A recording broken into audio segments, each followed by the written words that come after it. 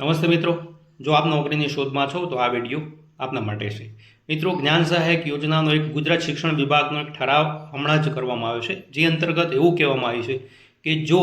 શિક્ષણ વિભાગની જે સ્કૂલો છે એ ઉચ્ચતર અને માધ્યમિક સ્કૂલો જે છે એ સ્કૂલોની અંદર જ્ઞાન સહાયક માત્રની નિમણૂક કરવામાં આવશે